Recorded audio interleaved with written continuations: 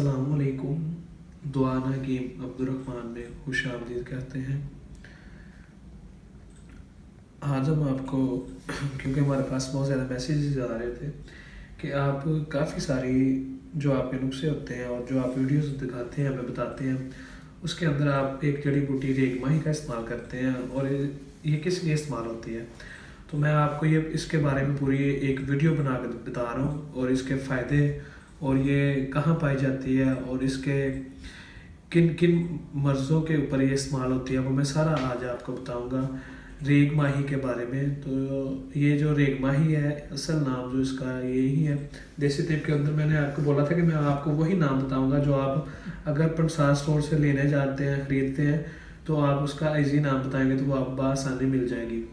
रेग माही जो होती है, ये होती है रेगिस्तान की मछली, यानी कि इसे हम बोलते हैं रेत की मछली जो होती है, क्योंकि ये खुश्क और गर्म इलाकों में पाई जाती है और इसका फ़ायदा जो है बहुत ज़्यादा है। और ये बहुत ज़्यादा ऐसे नुस्खे जाते हैं जिसके अंदर इसका बेहद इस्तेमाल किया जाता है और इसका फ़ायदा भी होता है, क्योंकि ये एक रेत की मछली है और ये एक ताकत वाली चीज़ है। और ये जिस मर्ज़ के लिए हम इसे इस्तेमाल करते हैं, ज़्यादातर इसे हम कमज़ोरी जिनके होती है उसके लिए ज़्यादातर ये इस्तेमाल होती है, या तलाब में भी इसे इस्तेमाल किया जाता है।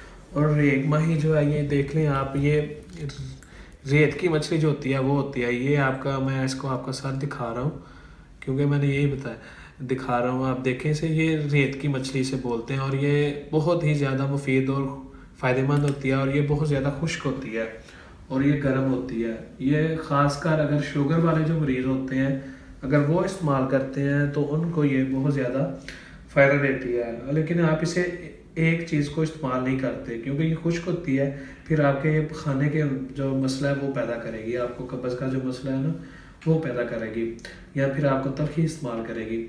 तो अगर जिन लोगों को शुगर का मसला है वो रेग माही और काले चने जो होते हैं वो ले लें भुने हुए। 10 ग्राम अगर आप रेग माही लेते हैं या 1 तोला रेग माही लेते हैं तो 50 ग्राम चने ले लें आप भुने हुए।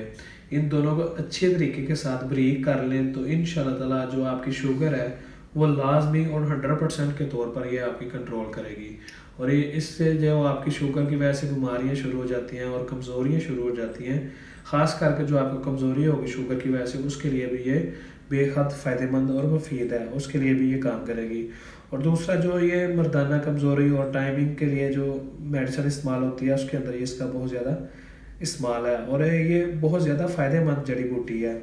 थोड़ी सी ये महंगी है लेकिन इसका फ़ायदा बहुत ही ज़्यादा और बेशुमार फ़ायदा है और ये आपको आसानी के साथ 1 नंबर मिलेगी। ये अभी तक मार्केट में 2 नंबर नहीं आई, लेकिन कोई पता नहीं, हो भी सकता है आ भी जाए, लेकिन अभी तक तो नहीं है। हमने देखेंगे 1 नंबर में मिलती है और ख़ालस मिलती है। इसे आप बआसानी भी ख़रीद सकते हैं और इसे इस्तेमाल भी कर सकते हैं। ये सिर्फ जो मैंने बताया ना, शुगर वाले मरीज़ जो हैं वो बआसानी से इस्तेमाल कर सकते हैं। शुगर के लिए ये 1 तोला, मैं आपको फिर बताता हूँ, 1 तोला आप रेग माही ले लें और 50 ग्राम भुने हुए चने जो होते हैं काले, इन दोनों को आप अच्छे तरीके के साथ ग्राइंड कर लें और इसका सफ़ूफ बना लें। सफ़ूफ आप कैप्सूल में भर लें और एक कैप्सूल सुबह दोपहर शाम 3 टाइम खाना खाने के बाद दूध के साथ खाएं। 1 गिलास दूध का और 1 कैप्सूल, तो इंशाल्लाह ताला आपकी शुगर ये कुछ ही दिनों के अंदर कंट्रोल करना शुरू कर देगी, क्योंकि ये एक नेचुरल है और इसका बहुत ज़्यादा फ़ायदा है। और रेग माही मैंने आपको इसका बता दिया है कि ये बहुत ज़्यादा जो कमज़ोरी की मेडिसन है और टाइमिंग की जो मेडिसन है उसके अंदर इस्तेमाल होती है और तिला के अंदर भी इसे इस्तेमाल किया जा सकता है और शुगर का जो मर्ज़ है उसके लिए भी इसे इस्तेमाल कर सकते हैं। वो मैंने आपको बता दिया था किस तरह इस्तेमाल करते हैं। 10 ग्राम या 1 तोला रेग माही ले लें आप और 50 ग्राम काले चने भुने हुए ले लें, उसका सफ़ूफ तैयार कर लें और उसे फिर कैप्सूल में भर लें और सुबह दोपहर शाम 3 टाइम 1 कैप्सूल खाना खाने के बाद खाएं। और मज़ीद अच्छी मालूमात और अच्छी वीडियोस देखने के लिए हमारे चैनल को लाइक करें, सब्सक्राइब करें। शुक्रिया, अल्लाह हाफिज़।